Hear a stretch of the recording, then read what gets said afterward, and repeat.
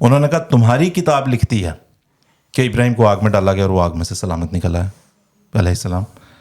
تمہاری کتاب لکھتی ہے کہ موسیٰ نے جو ہے وہ سوٹے کو جو ہے وہ سانپ بنا دیا, سمندر چاک ہو گیا, راستہ بن گیا.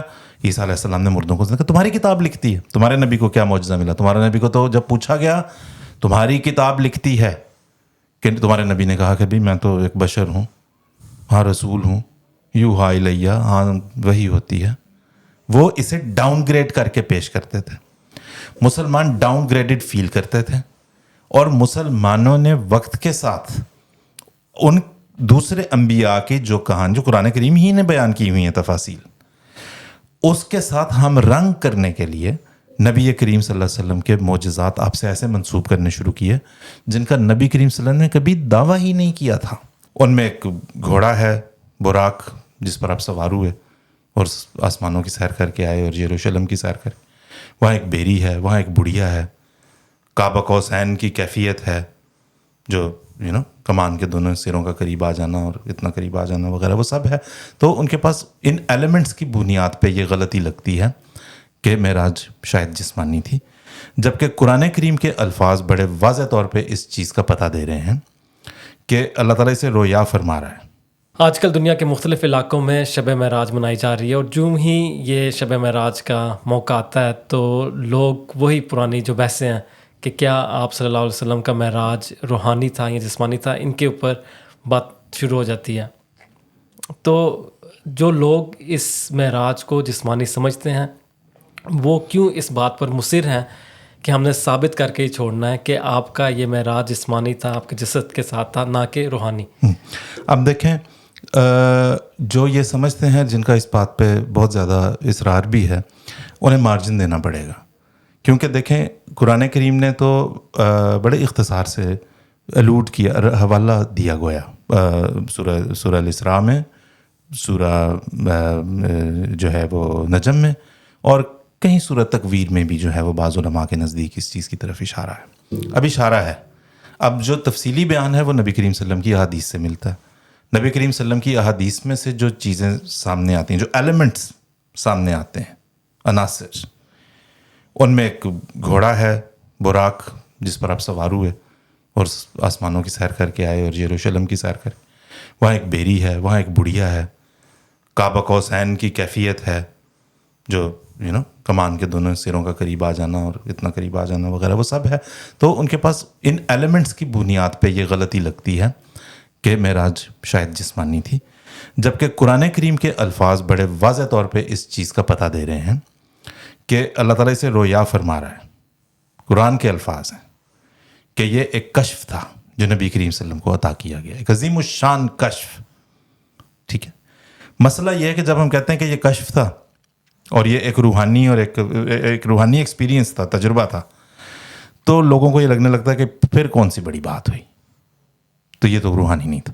جبکہ قرآن واضح طور پہ یہ بتا رہا ہے کہ ہم نے اپنے بندے کو ایک رویا دیا, ایک کشف دیا, ایک کشف کا تجربہ دیا. اسی طرح سے جو ہے وہ قرآن کریم یہ بھی فرما رہا ہے ما کذب الفؤاد ما رأى, جو دل نے دیکھا وہ جھوٹ نہیں ہے, جو دل نے گواہی دی وہ جھوٹی نہیں ہے. تو اگر یہ جسمانی آنکھ سے دیکھا ہوا تجربہ ہوتا تو قرآن اسے جسمانی تجربے کے طور پہ ریکارڈ کرتا, نہ کہ ایک دل اور روح کے تجربے کے طور پر. تو پھر اگر کیا کہتے ہیں اس کو مکمل طور پر روحانی مانا جائے, اس کو ایک عظیم الشان کشف مانا جائے, تو بظاہر جو لوگ اس بات کو جسمانی بنانے پر تلے ہوئے ہیں وہ کہتے ہیں کہ اس کے اندر اعجاز کا کوئی پہلو نہیں, اس کے اندر کوئی موجزانہ شان نہیں. اگر تو روحانی تھا, روحانی لوگ کئی اپنے خوابگاہ سے مختلف جگہوں کی سیر کر کے آ جاتے ہیں, تو اس کے اندر کوئی معجزہ کوئی نہیں دعویٰ کرتا کہ اب میں فلاں فلاں فلاں شخص ہوں کیونکہ میں نے خواب میں فلاں جگہ کی سیر کر لی. بالکل. تو جب تک ہم اس کو جسمانی نہیں مانیں گے تو وہ موجزانہ شان نہیں آئے گی, یہ ان کی دلیل. بظاہر ایسا ہی ہے, اور اس میں بھی دوبارہ ان کا مطلب ہے کہ ہمدردی کرنی چاہیے ایسے لوگوں سے, ان کا بھی کوئی قصور نہیں ہے. وقت کے ساتھ ساتھ جو چیز تشکیل پا گئی وہ اسی طرح کی ہے کہ جب تک آپ, کیونکہ آپ دیکھیں نا مسئلہ یہ ہے کہ جب مسلمان نکلے ہیں تبلیغ کرنے کے لیے, اور جب سلطنت اسلامیہ پھیلی ہے اور جا کے عیسائیوں سے بھی واسطہ پڑا اور یہودیوں سے بھی واسطہ پڑا, انہوں نے کہا تمہاری کتاب لکھتی ہے کہ ابراہیم کو آگ میں ڈالا گیا اور وہ آگ میں سے سلامت نکلا ہے. علیہ السلام. تمہاری کتاب لکھتی ہے کہ موسیٰ نے جو ہے وہ سوٹے کو جو ہے وہ سانپ بنا دیا, سمندر چاک ہو گیا, راستہ بن گیا. عیسیٰ علیہ السلام نے مردوں کو کہا تمہاری کتاب لکھتی ہے. تمہارے نبی کو کیا معجزہ ملا؟ تمہارے نبی کو تو جب پوچھا گیا تمہاری کتاب لکھتی ہے, کہ تمہارے نبی نے کہا کہ بھی میں تو ایک بشر ہوں, ہاں رسول ہوں, یوحیٰ الیہ, ہاں وہی ہوتی ہے. وہ اسے ڈاؤن گریڈ کر کے پیش کرتے تھے. مسلمان ڈاؤن گریڈڈ فیل کرتے تھے, اور مسلمانوں نے وقت کے ساتھ ان دوسرے انبیاء کی جو کہانی جو قرآن کریم ہی نے بیان کی ہوئی ہیں تفاصیل, اس کے ساتھ ہم رنگ کرنے کے لیے نبی کریم صلی اللہ علیہ وسلم کے معجزات آپ سے ایسے منسوب کرنے شروع کیے جن کا نبی کریم صلی اللہ علیہ وسلم نے کبھی دعویٰ ہی نہیں کیا تھا.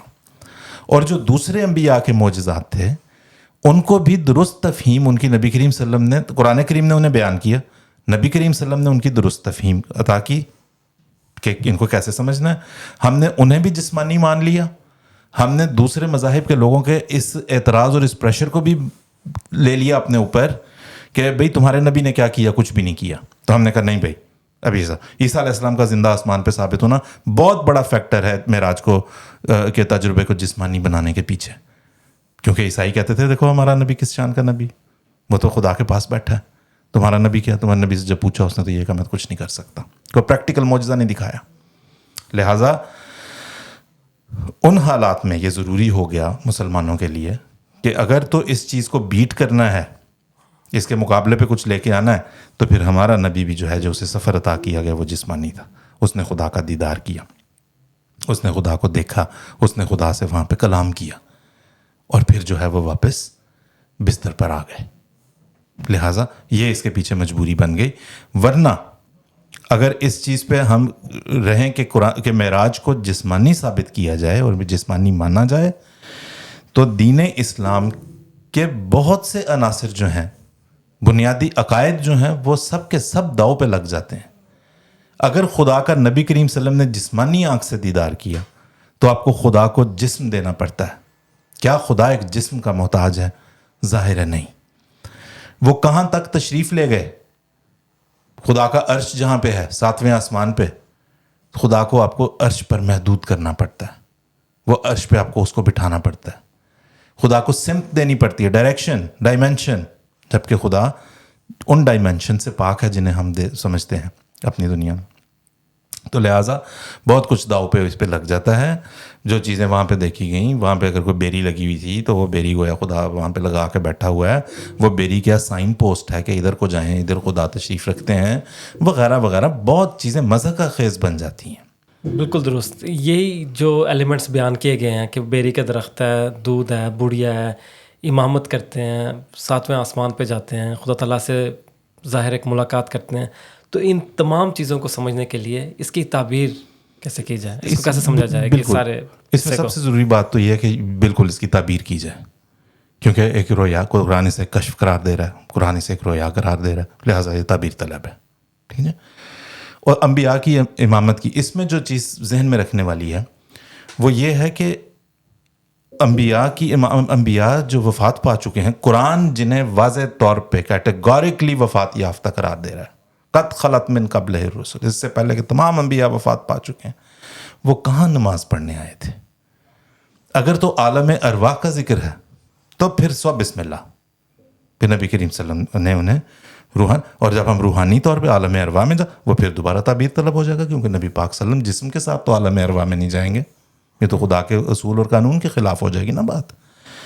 اب دیکھنے والی بات یہ ہے کہ پھر اسے کیسے سمجھا جائے.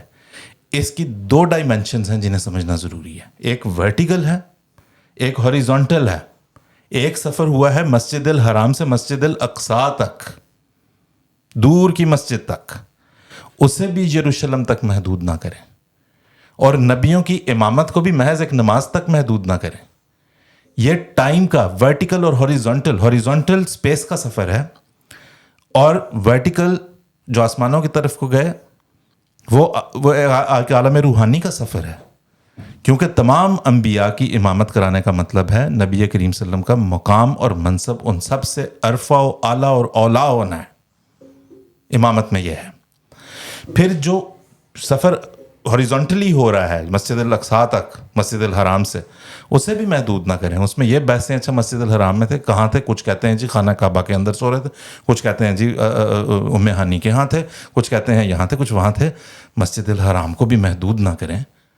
اس ویسینٹی کا ذکر ہے، جس ماحول کو مبارک خدا تعالیٰ یہاں بھی قرار دے رہا ہے وہاں بھی قرار دے رہا ہے. اب اللہ تعالیٰ نے نبی کریم صلی اللہ علیہ وسلم کو جو فضیلتیں دی ان میں سے ایک یہ بھی دی کہ تمام زمین کو تمہارے لیے مسجد بنا دیا گیا. تو آپ صلی اللہ علیہ وسلم کو وہ لامحدود آپ کے میسج کا ہونا اور زمان اور مکان سے آزاد ہونا دکھایا گیا اس رویا میں اور اس کشف میں. ماضی میں بھی لے گئے جہاں پہ تمام انبیاء تھے اور ان کی امامت ہوئی، ان سب سے بھی اعلیٰ اور افضل. ادھر بھی لے گئے جس کے بارے میں نبی کریم صلی اللہ علیہ وسلم نے فرمایا کہ دمشق ہے، دمشق کے مشرق میں ایک مینار ہوگا اور دمشق کے مشرق میں جو ہے وہ جب ظہور ہوگا آخری زمانے کے مسیحا کا، جو آخری زمانے کے مسائل کو دور کرنے کے لیے خدا بھیجے گا میری امت میں، اس مشرق کی طرف بھی خدا لے گیا. مغرب سے سورج طلوع ہونے کا نبی کریم صلی اللہ علیہ وسلم نے ذکر فرمایا. خدا نے وہ نظارہ بھی اس کے اندر ہی آپ کو دکھایا. یعنی کہ لامحدود نظارے، آپ کے پیغام کا ہمیشہ تک قائم رہنا، آپ کے پیغام کو غلبہ حاصل ہونا اور آپ کا پیغام تمام انبیاء کے پیغام سے افضل اور اعلیٰ اور اولیٰ ہونا، یہ سب کا سب معراج شریف کی فضیلت ہے. اور معراج شریف کی ایک جو ہم اس میں مافوق الفطرت چیز جو تلاش کرنے کے عادی ہر نشان اور ہر معجزے میں ہیں، یہ اس کا مافوق الفطرت ہونا ہے. سوال ابھی بھی وہی ہے کہ ان تمام ایلیمنٹس کو، ان جو تمام چیزیں نظارہ جو حضور صلی اللہ علیہ وسلم کو دکھایا گیا، ان میں بیری کا درخت بھی تھا، اس میں براق بھی تھا، اس میں انبیاء کی امامت آپ نے بتا دی، دودھ پلایا گیا، شراب اور پانی بھی پیش کیا گیا. ان تمام چیزوں کا پھر کیا مطلب ہے؟ جی، ان تمام چیزوں کو جب ایک دفعہ ہم نے طے کر لیا کہ یہ ایک رویا ہے اور کشف، اور ہم نے کیا طے کیا؟ قرآن نے طے کر دیا اور ہم نے اللہ کے فضل سے محمد رسول اللہ سے سمجھا اس بات کو کہ وہ ایک کشف تھا. تو ہم نے طے نہیں کیا. جب یہ بات طے ہو گئی قرآن سے کہ یہ ایک رویا اور کشف تھا، باقی سب چیزیں پھر تعبیر طلب ہو جائیں گی. پھر ہمیں دیکھنا پڑے گا کہ قرآن کا اسلوب کیا ہے بعض ان ایلیمنٹس کو بیان کرنے، ان عناصر کو بیان کرنے میں. پھر قرآن کا اسلوب کیا ہے، نبی کریم صلی اللہ علیہ وسلم کا اسلوب کیا تھا، تو بات اسلوب پہ آ جاتی ہے. ہم اسی طرح سے اس کی تعبیر کر سکتے ہیں. قرآن کریم میں درخت، مثلا کہ بیری کے درخت ہی کی مثال لینی ہے، تو ہمیں جو ہے وہ یہ دیکھنا پڑے گا کہ بیری کے درخت کو یا کسی بھی درخت کو قرآن کریم کا اسلوب کیا ہے بیان کرنے کا، اور حدیث کا اسلوب کیا تھا. مثلا قرآن کریم میں اللہ تعالیٰ ایک کلمۃ طیبۃ کی مثال دیتے ہوئے فرماتا ہے کہ یہ ایک شجرۃ طیبۃ ہے، اصلها ثابت، جس کی جڑیں زمین میں ہیں، وفرعها فی السماء، اور اس کی شاخیں جو ہیں وہ آسمان میں گئی ہوئی. اب کیا ڈھونڈنے نکل جائیں کہ وہ درخت کہاں ہے جس کی جڑیں تو زمین میں لیکن شاخیں آسمان میں گئی ہوئی ہیں. یہ بیان یہ ہو رہا ہے کہ زمین پہ عطا کیا ہوا کلمہ لیکن قبولیت پا جانے والا. ٹھیک ہے جی. اللہ تعالیٰ اپنے وجود کے بارے میں قرآن کریم میں فرما رہا ہے، اللہ نور السماوات والارض، اللہ زمین و آسمانوں کا نور ہے. وہ ایک کوکب کی طرح ہے، وہ ایک لیمپ شیڈ کے اندر ہے، اس کے اندر جو تیل ڈلتا ہے وہ زیتون کا تیل ہے. اب کیا نعوذ باللہ یہ مان کے بیٹھ جائیں کہ خدا کا وجود محتاج ہے اس چیز کا کہ زیتون کا تیل ڈالا جائے تو وہ جلے گا؟ نہیں. قرآن میں زیتون کے درخت سے کیا مراد لی جاتی ہے؟ نبی کریم صلی اللہ علیہ وسلم نے اسے پاک قرار دیا، ایک پاکیزہ پھل قرار دیا، اور اس کے تیل کو بھی. تو ہم اس میں پاکیزگی ڈھونڈ رہے ہیں. ٹھیک ہے نا. ہم اس کے اندر اس کو ظاہری معنوں میں نہیں لے رہے. نبی کریم صلی اللہ علیہ وسلم نے فرمایا کہ مومن ایک ایسے درخت کی طرح ہے جس کے پتے کبھی نہیں جھڑتے. بوجھو بھلا کیا ہے. اور صحابہ نے بوجھا، اور ایک صحابی نے غالباً حضرت عمر تھے نے جو ہے وہ فرمایا کہ حضور کھجور کا درخت. تو حضور نے فرمایا کہ ہاں کھجور کا درخت. تو اب کیا یہاں پہ عملاً اسی طرح سے مراد لے لیں؟ ہم یہ کہیں کہ مومن اس کا مطلب ہے کہ جی اس سے مراد یہ لی جائے کہ اس کا مطلب ہے کہ مومن جو ہے وہ آپ کو ایک زمین میں گاڑنا پڑتا ہے، ہاں جی، اور وہ وہاں رہ کے پھر جو ہے وہ کھجور کا درخت کی طرح بیہیو کرتا ہے تو وہ قبولیت کا درجہ پاتا ہے جو نبی کریم سے. تو یہ تضحیق ہو جاتی ہے. اور ہر چھوٹی موٹی چیز کے اندر ہم جو ہے وہ نبی کریم سے گستاخی ہوگی، اس میں گستاخی، یہ ہنسا گستاخی ہوگی، یہ رویا ہر چیز میں لیکن اللہ اور اللہ کے رسول کے کلام کی تضحیق کرنے میں کیوں ذرا برابر شرم محسوس نہیں ہوتی؟ اور اس میں کیوں ہمیں یہ آر نہیں ہوتی کہ نہیں یار نبی کریم صلی اللہ علیہ وسلم اور اللہ کے کلام کو ہم نے اس طرح محدود کر کے نہیں رکھ دینا, وہ لامتناہی ہے. کیوں اصرار ہے اس چیز پہ؟ دودھ کی بات آپ کر رہے ہیں, دودھ کے اندر بھی تو کوئی اشارہ ہے نا, ایک مکمل غذا ہے. شراب ٹیمپٹیشن ہے دنیا کی, کیونکہ وہ بڑھیا گویا حضرت جبرائیل نے بتایا کہ بھئی یہ دنیا ہے. حضرت جبرائیل بھی وہاں تشریح اور تعبیر کر رہے ہیں. ٹھیک ہے جی, نبی کریم صلی اللہ علیہ وسلم اسی دنیا سے گئے, آپ کو کہا یہ دنیا ہے, وہ بوڑھی عورت, اس کا مطلب وہ تعبیر طلب تھی بات. اس نے 3 پیالے پیش کی, پانی کا, دودھ کا اور شراب کا. وہ دنیا کی تمثیل اسی طرح سے ہے کہ اس میں ٹیمپٹیشن بھی ہے جو آپ کو برائی کی طرف قائل کرتی ہے انسان کو, اور اس کے اندر پاکیزہ چیزیں بھی ہیں جو انسان کو حلال اور طیب. قرآن ہی نے اصرار کیا ان چیزوں پر, قرآن ہی نے ہمیں یہ تعلیم دی, قرآن ہی نے ہمیں ان کی تفہیم دی, نبی کریم صلی اللہ علیہ وسلم نے تصدیق کی, اور حلت اور حرمت بیان ہوئی, اور چیز کا طیب ہونا بھی بیان کیا گیا. تو بالکل ایک آپ ڈپارٹمنٹل سٹور میں جاتے ہیں, وہاں پہ شراب بھی رکھی ہے, وہاں پہ سور کا گوشت بھی بکتا ہے, وہاں پہ اور اللہ بلا لاٹری کے ٹکٹ بکتے ہیں. لیکن آپ کو پتہ ہوتا ہے کہ میں نے دودھ لینا ہے, میں نے ٹماٹر لینے ہیں, میں نے سبزی لینی ہے, اور میں نے مچھلی لینی ہے, اور میں نے باہر نکل آنا ہے, میں نے اس طرف جانا بھی نہیں. تو اب اگر یہ مثال کسی کو دی جائے ڈپارٹمنٹل سٹور کی, تو اس کا مطلب یہ تو نہیں کہ دنیا ایک ڈپارٹمنٹل سٹور بن گئی. اسی طرح سے وہ جو بڑھیا دکھائی گئی وہ ایک تمثیلی رنگ میں دکھائی گئی, اور تمثیلی رنگ میں اس چیز کی تفہیم جو کہ نبی کریم صلی اللہ علیہ وسلم نے آ کے ہمیں دینی تھی اور ہمیں سمجھانا تھا کہ اپنی چوائسز کو درست رکھنا, اپنی ترجیحات کو درست رکھنا. سب کچھ ہے, اچھا بھی ہے, برا بھی ہے, دنیا ایسی ہے, اس میں آپ کی چوائس درست ہونی چاہیے. بظاہر جو ہمارے مسلمان بھائی مانتے ہیں وہ یہی ہے کہ وہ دیدار, وہ رویت جو اللہ تعالیٰ نے اپنی کسی نبی کو کبھی بھی نہیں دکھائی, وہ دکھائی آن صلی اللہ علیہ وسلم کو. یہ اس کی فضیلت ہے, یہ معجزہ. دیکھیں اس کے لیے ہم پھر دوبارہ پھر وہی بات آتی ہے, ہم کیوں اس چیز پہ مصر ہیں کہ محدود کرو, محدود کر دو جسمانی کر کے. جسمانی کر کے محدود ہو جاتا ہے. میں محدود ہوں, آپ محدود ہیں, یہ میز, یہ مائک, ہر چیز محدود ہے.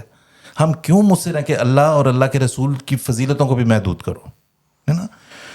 اللہ نے دیدار کرانے کے لیے اپنا, اللہ نے کلام کرنے کے لیے نبی کریم صلی اللہ علیہ وسلم کو 7ویں آسمان پہ بلایا. ٹھیک ہے, کیا اللہ تعالیٰ کا ساتھ حضور وسلم کو نصیب نہیں تھا؟ ہمہ وقت نصیب نہیں تھا؟ غار سور میں یہ کہنا کہ لا تحزن ان اللہ معنا, اللہ ہمارے ساتھ ہے. جب وہ آپ کا تعاقب کرتے ہوئے پیچھے پہنچ گیا, کون تھا بھلا جو جب حضور ہجرت کے وقت کا واقعہ, اور اس نے کہا کہ تلوار سونت کے نبی کریم صلی اللہ علیہ وسلم پہ پوچھا کہ اب بتاؤ تمہیں کون بچائے گا؟ تو آپ نے کہا میرا اللہ بچائے گا. کیسے بچانا تھا اللہ نے؟ معراج پہ بلا لینا تھا. اور وہ دیکھتا رہتا کھڑا کہ او یہ کیا ہوا. اس کا مطلب تھا خدا وہاں ساتھ تھا, اس کا اثر دیکھا دنیا نے, وہ گھٹنوں کے بل گر گیا اور کچھ نہیں کر سکا. خدا تو یوں ساتھ تھا, ہر لمحے ساتھ تھا. کلام نبی کریم صلی اللہ علیہ وسلم کو اقرا سے لے کے آپ کی وفات کے آخری دن, یعنی غار حرا سے لے کے جب پہلی دفعہ وہی نازل ہوئی, منصب نبوت پہ اللہ نے آپ کو فائز کیا, جس وقت آپ کو واپس نہیں جب تک بلا لیا دنیا سے, آپ کے اوپر مسلسل اللہ نے آپ سے کلام کیا. کیا نہیں کیا؟ ہم کیسے مان جائیں اس بات کو کہ کلام کرنے کے لیے خدا کو اس چیز کی نعوذ باللہ احتیاج تھی, جیسے ہمیں احتیاج ہے کہ دور بیٹھے کسی سے بات کرنے کے لیے ہم موبائل فون سے کریں گے, یا فون ملائیں گے, یا ای میل کریں گے, یا وائس نوٹ بھیجیں گے, تو ہمیں احتیاج ہے ان چیزوں کی. نعوذ باللہ خدا کو بھی احتیاج ہے کہ وہ کہے کہ اوپر آؤ میں نے بات کرنی ہے. اللہ تعالیٰ تو ہمہ وقت نبی کریم صلی اللہ علیہ وسلم سے کلام کرتا تھا, رہنمائی فرماتا تھا, ہمیشہ آپ کے ساتھ تھا. تو ان چیزوں سے بھی کہ جی وہ ظاہری آنکھ سے جا کے پھر وہی بات آ جاتی ہے. ایک تو یہ کہ اللہ نے نبی کریم صلی اللہ علیہ وسلم سے کلام ہمیشہ کیا, صرف معراج پہ نہیں کیا. اللہ نے جو ہے وہ اس کی دیکھیں کہ جو فضیلت ہے نا معراج کی, کیونکہ وہ پھر ایک یہ بات بھی آتی ہے نا جس طرح آپ نے شروع میں بھی کہا اور ٹھیک کہا کہ پھر اگر اس کو ہم جسمانی نہیں رکھتے, روحانی کرتے ہیں, پھر اس کی کیا بڑی بات. لوگ تو کہیں کی بھی خواب کے عالم میں کہیں بھی سیر کر آتے ہیں. اگر کلام بھی روزانہ ہو رہا تھا تو معراج پہ بلانے کے لیے کلام کے لیے ہی بالکل کیا تھی. ٹھیک ہے نا. اور اس میں جو ہے وہ پھر باقی جس طرح بتایا کہ اس میں یہ ساری چیزیں پھر محدود تر کرتی چلی جاتی ہیں اس پورے سلسلے کو.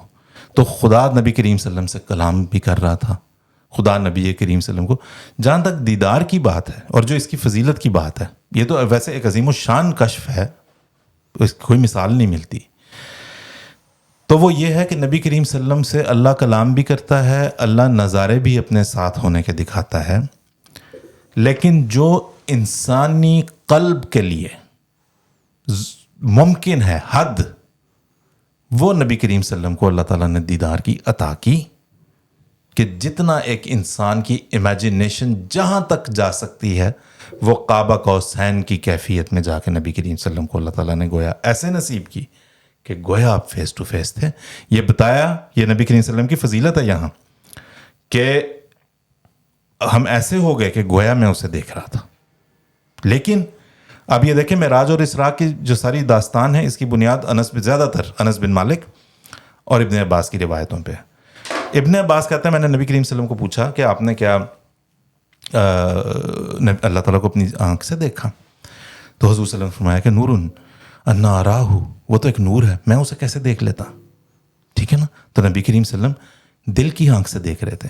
قرآن نے اس چیز کو کنفرم کر دیا, ما کذب الفؤاد ما رأى, دل نے جو گواہی دی ہے, دل نے جو دیکھ کے گواہی دی ہے وہ جھوٹی نہیں ہے. اگر جسمانی آنکھ سے دیکھا تھا تو پھر دل کا معاملہ تو ختم ہو گیا. ٹھیک ہے جی.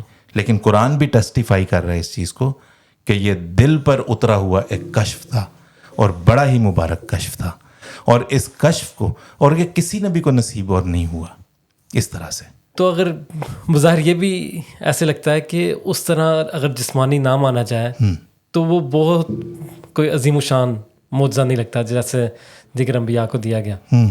تو کوئی پوچھنے والا پوچھ سکتا ہے کہ پھر وہ کیا چیز ہے, وہ کیا ایسا معجزہ ہے, اعجاز ہے جو حضور صلی اللہ علیہ وسلم کو دیا گیا جو کہ باقی انبیاء کو نہیں دیا گیا؟ دیکھیں جہاں تک معجزات کی بات ہے نا, حضور صلی اللہ علیہ وسلم کو اللہ تعالیٰ نے اگر وہ سب معجزے نہیں دیے جو گزشتہ انبیاء کو دیے تھے تو پھر نبی کریم صلی اللہ علیہ وسلم کی فضیلت ہم ثابت نہیں کر سکتے. اس لیے وہ جتنے معجزات قرآن کریم نے بیان کیے وہ سب معجزات نبی کریم صلی اللہ علیہ وسلم کے ذریعے سے ظاہر ہونے ضروری تھے, ورنہ یہ بات قائم ہو جاتی جو قرآن خود کہہ رہا ہے کہ گزشتہ لوگوں کو جو ہے وہ جو معجزات ہم نے دیے آج جب تم لوگوں کو بتاتے ہو کہتے ہیں وہ تو اساطیر الاولین تھے, وہ تو پرانے زمانوں کے پرانے لوگوں کے قصے کہانیاں ہیں. تو پھر معجزہ ہوتا ہے مشاہدہ کرنے کے لیے.